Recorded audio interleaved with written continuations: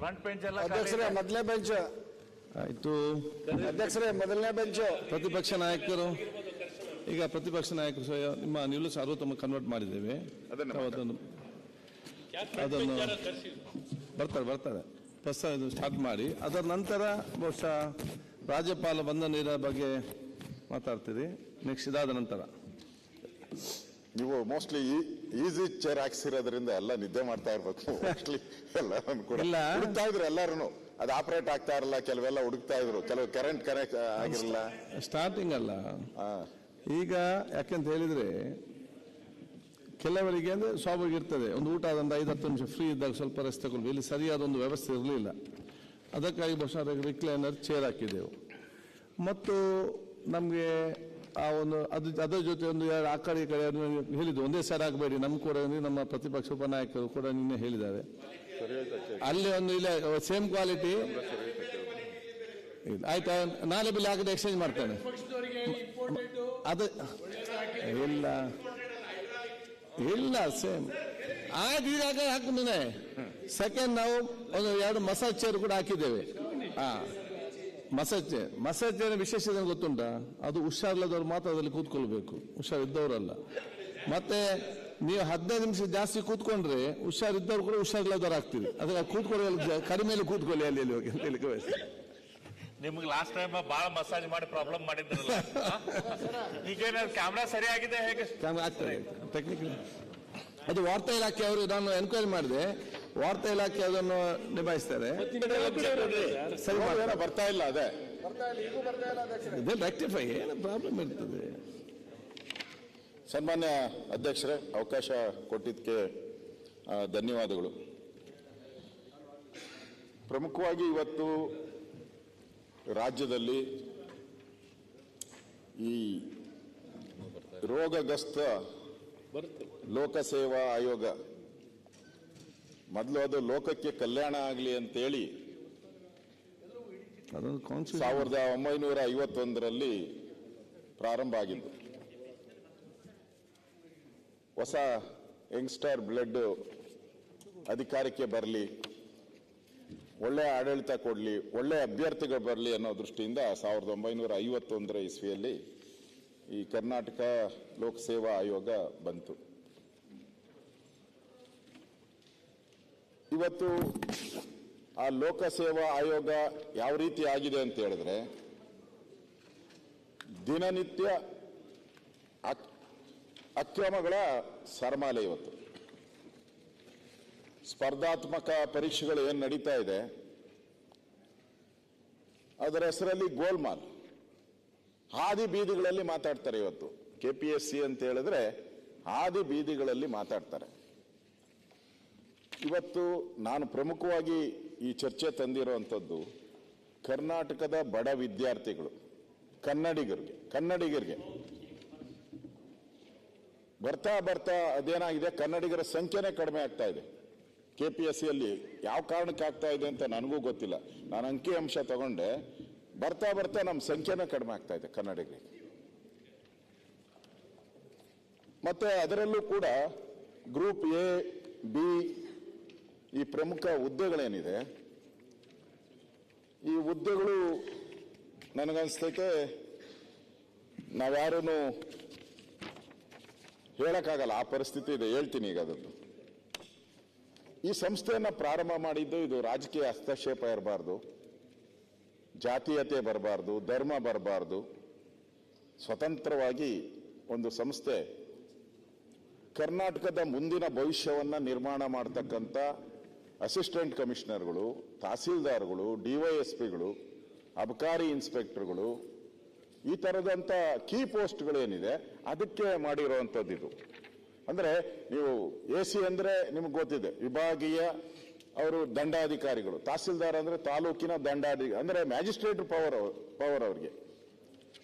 ಆ magistrate power ಇರುವಂತವ್ರಿಗೆ ನೀವು ಇವತ್ತು ಆ ಪರೀಕ್ಷೆಗಳನ್ನ ಮಾಡುವಂಥದ್ದನ್ನ ಅಕ್ರಮ ಮಾಡಕ್ ಶುರು ಮಾಡಿಬಿಟ್ರೆ ನಾವೆಲ್ಲಿಗೆ ಹೋಗ್ತೀರಿ? ಹಿಂದೆ ನಾನು ಒಂದು ಹಳೆಯ ಸಿನಿಮಾ, ಭೂತಾಯನ ಮಗ ಅಯ್ಯೋ ಅಂತ ಪಿಕ್ಚರ್, ಬಹಳ ಅವಾರ್ಡ್ ಪಿಕ್ಚರ್. ಬಹಳ ಒಳ್ಳೆ ಪಿಕ್ಚರ್ ವಿಷ್ಣುವರ್ಧನ್ ಅವರು. ನನಗಿನ್ನೂ ಕಿವಿಯಲ್ಲೇ ಆಯ್ತತೆ. ಅಲ್ಲಿ ದೇವಯ್ಯನ ಮನೆ ಹರಾಜ್ ಹರಾಜ್ ಅಂತ ಕೂಗ್ತಾ ಇದ್ರು. ಇವತ್ತು KPSCಯಲ್ಲಿ AC ಪೋಸ್ಟು, DC ಇದು ತಹಸೀಲ್ದಾರ್ ಪೋಸ್ಟು ಎಲ್ಲ ಹರಾಜ್ ಕೂಗ್ತಾ ಇದ್ದಾರೆ ಇವತ್ತು. ಹಿಂದೆ ನಮ್ಮ ಸ್ಲೋಗನ್ ಇತ್ತು, ಏನಂದ್ರೆ ದುಡ್ಡೇ ದೊಡ್ಡಪ್ಪ, ವಿದ್ಯೆ ಅವರಪ್ಪ ಅಂತ ಇತ್ತು ಹಿಂದೆ. ಈಗೇನಾಗಿದೆ ಅಂತಂದ್ರೆ ವಿದ್ಯೆ ದೊಡ್ಡಪ್ಪ, ಲಂಚ ಅವರಪ್ಪ ಆಗಿದೆ ಇವತ್ತು KPSCಯಲ್ಲಿ. ಇವತ್ತು ಒಂದೊಂದಕ್ಕೂ ಪ್ಯಾಕೇಜು, ಅದರಲ್ಲಿ 3 ಪರೀಕ್ಷೆಗಳು, ಪೂರ್ವಭಾವಿ ಪರೀಕ್ಷೆ ಅಂತ ನಡೆಯುತ್ತೆ, ಮುಖ್ಯ ಪರೀಕ್ಷೆ ಅಂತ ನಡೆಯುತ್ತೆ, ಸಂದರ್ಶನದ ಮೂಲಕ ಪರೀಕ್ಷೆ. ಈ ಪೂರ್ವಭಾವಿ ಪರೀಕ್ಷೆಗೆ ಮಾರ್ಕ್ಸ್ ಜಾಸ್ತಿ ಇರ್ತದೆ, ಮುಖ್ಯ ಪರೀಕ್ಷೆಗೂ ಮಾರ್ಕ್ಸ್ ಇರ್ತದೆ, ಸಂದರ್ಶನ ಮೂಲಕ ನಡೆಯುವಂಥ ಪರೀಕ್ಷೆಗೆ 25 ಮಾರ್ಕ್ಸ್ ಮಾತ್ರ ಇದೆ. ಹಿಂದೆ ಏನಾಯ್ತು, ಇದು ಅಕ್ರಮ ಆಗ್ತಾ ಇದೆ ಅಂತ ನಮ್ಮ ಸರ್ಕಾರ ಇದ್ದಾಗ ಗೊತ್ತಾದ ಮೇಲೆ ನಾವೇನ್ ಮಾಡಿದ್ರೆ ಅದನ್ನ 25 ಮಾರ್ಕ್ಸ್ ಇಳಿಸ್ಬಿಟ್ರಿ. ಮೊದಲು ಓರಲ್ಗೆ 100 ಮಾರ್ಕ್ಸ್ ಕೊಟ್ಬಿಡೋರು, ಯಾರು ಬೇಕೋ ಪಾಸ್ ಮಾಡ್ಬಿಡ್ಬೋದಾಯ್ತು.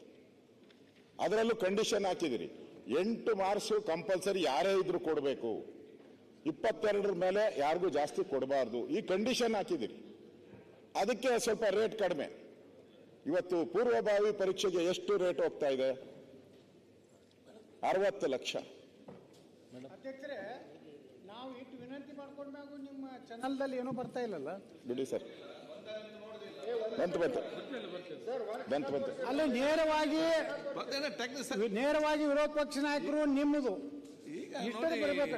ನಮ್ಮದೇನು ಬರ್ಲಿಕ್ಕೆ ನಡೀತದೆ. ನಾನು ನೋಡಿದೆ ವಿರೋಧ ಪಕ್ಷ ನಾಯಕರ ಫೋಟೋ ಎಲ್ಲ ಬಂತು, ನಾನು ನೋಡಿದೆ. ಇಲ್ಲ, ಈಗ ಬರ್ತಾ ಏನೋ ಟೆಕ್ನಿಕಲ್ ಬಂದಿಲ್ಲ ಅಧ್ಯಕ್ಷರೇ. ಬಂದಿದೆ. ಸುಮ್ಮನೆ ಆರೋಪ ಮಾಡ್ಲಿಕ್ಕೆ ನಾವು ತಯಾರಿಲ್ಲ. ನೀವು ಪ್ರಾಮಾಣಿಕವಾಗಿ ಸುಮ್ಮನೆ ಆರೋಪ ಇರೋದಿಲ್ಲ, ಮಾಡ್ತಾ ಮತ್ತೆ ಇದ್ದೀವಿ. ನೀವು ಬಂದಾಗ ನೋಡ್ಲಿಲ್ಲ ಅಷ್ಟೇ, ನೀವು ಸೈಲ ಸತ್ಯವೇ ನೋಡ ಬರ್ತದೆ ಟೆಕ್ನಿಕಲ್. ಅದಕ್ಕೆ ಟೆಕ್ನಿಕಲ್ ಪ್ರಾಬ್ಲಮ್ ಸರಿಯಾಗಿ ಯಾಕೆ ಈ ಸರ್ಕಾರ ಬರ್ತದೆ, ಟೆಕ್ನಿಕಲ್ ಸರಿಪಡಿಸ್ತಾ ಇದ್ದಾರೆ ಅವರು. ಯಾವಾಗ ಸರಿ ಏನ್ ಅಧ್ಯಕ್ಷರೇ, ಈ ತರ ಇಷ್ಟು ಮಾಡಿದ್ರೆ ಆಗಬಾರ್ದು. ಟೆಕ್ನಿಕಲ್ ಸರಿಪಡಿಸ್ತಾರೆ, ನಾನು ಏನ್ ಮಾಡ್ಲಿ? ಹೆಂಗ್ರಿ ನೀವು ಅಲ್ಲಿ ಏನು ಬ್ಲಾಕ್ ಮಾಡ್ರಿ ಅದನ್ನ ತಗೊಂಡ್ಬಿಡ್ರಿ. ನಿಮ್ ಕಡೆನೇ ಇರ್ತದೆ. ಮಾತಾಡಿ, ನಾವು ಆಚೆ ಕಡೆ ಹೋಗಿ ನಿಂತು ಅವ್ರು ಮಾತಾಡಿದ ಇಷ್ಟ ಇಲ್ವಾ ನಿಮ್ಗೆ? ಈಗ ಇವ್ರು ಮಾತಾಡಿಸ್ತಾರೆ. ಅಲ್ಲಿ ಅವಕಾಶ ಕೊಡಬೇಕು. ಮಾತಾಡ್ಲಿ, ಯಾಕೆ ಟೈಮ್ ವೇಸ್ಟ್ ಮಾಡಬೇಡಿ. ಆ ಪ್ರಿಯಾಂಕಾ ಖರ್ಗೆ ಅವ್ರ ಮಕ್ಕಳು ನಿಂತು ಮಾತಾಡ್ತಾರೆ, ರೆಕ್ಟಿಫೈ ಮಾಡ್ತಾರೆ. ಬರ್ತೈತಿ. ಬರೇ ಪ್ರಿಯಾಂಕಾ ತೋರಿಸ್ತಾರೆ, ಪ್ರಿಯಾಂಕಾ ಬರೀ ನಿನ್ನೆ ತೋರಿಸ್ತಾವ ಹಳ್ಳಿ ಮಿಳ್ಳಿ. ಅವರ ಮೇಲೆ ಯಾಕೆ ಒಮ್ಮೊಮ್ಮೆ ನಿಮ್ಮ ಕಂಟ್ರೋಲ್ ಅವರ ಮೇಲೆ ಕೊಡಬೇಡಿ. ಒಮ್ಮೊಮ್ಮೆ ಮುಖ್ಯಮಂತ್ರಿಗಳು ತೋರಿಸೋದಿಲ್ಲ, ಎಷ್ಟು ಭಯ. ನಿಮ್ಮ ಕಂಟ್ರೋಲ್ ಅವರ ಮೇಲೆ ಕೊಡಬೇಡಿ. ನಿಮ್ಮ ಭಯ ಯಾಕಾಯ್ತು ನೋಡ್ರಿ ನಿಮ್ಮ ಪಕ್ಷದಾಗ.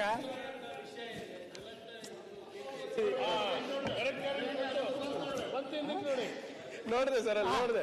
ಪ್ರಿಯಾಂಕಾ ಬರಲಿಲ್ಲ ಅಂದ್ರೆ ಬಹಳ ಗಂಭೀರವಾದ ವಿಷಯ ಇದೆ. ಪ್ರಿಯಾಂಕಾ ಬರಲಿಲ್ಲ ಅಂದ್ರೆ ಮಾಧ್ಯಮ ಸ್ನೇಹಿತರು ಇದ್ದಾರೆ, ಕೂತ್ ಕೇಳಕ್ ತಯಾರಿದ್ದೇವೆ. ಮುಖ್ಯಮಂತ್ರಿಗೆ ಮತ್ತು ಸ್ಪೀಕರ್ ಯತ್ನಾಳ್ ಸರ್ ಇಲ್ಲಿಂದ ನನ್ನ ಮಗನ ಬಗ್ಗೆ ಯಾರು ಬರಲಿಲ್ಲ, ಏಕೆ ಬೇರೆ ಯಾಕೆ ಆ ರೀತಿ ಯಾವ್ದು ಕೂಡ ಇಲ್ಲ. ಇದು ನಿಮ್ಮದೇ ಒಂದು ಕಲ್ಪನೆ, ನೀವೇ ಮಾತಾಡುವಂತದ್ದು. ಪ್ರಿಯಾಂಕಾ ಎಷ್ಟು ಪವರ್ಫುಲ್ ಅದ್ರೆ ನೀವೇ ಮುಖ್ಯಮಂತ್ರಿ ಆಗ್ಬೇಕಪ್ಪ.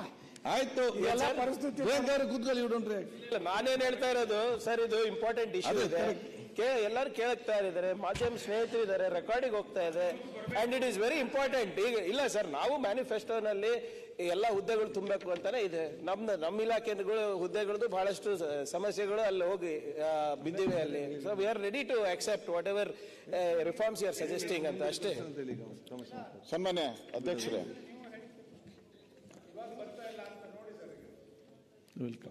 ನಿಮಗೆ ನಮ್ಮ ಮುಖಾನು ಬರಲ್ಲ ತಟ್ಟೆ.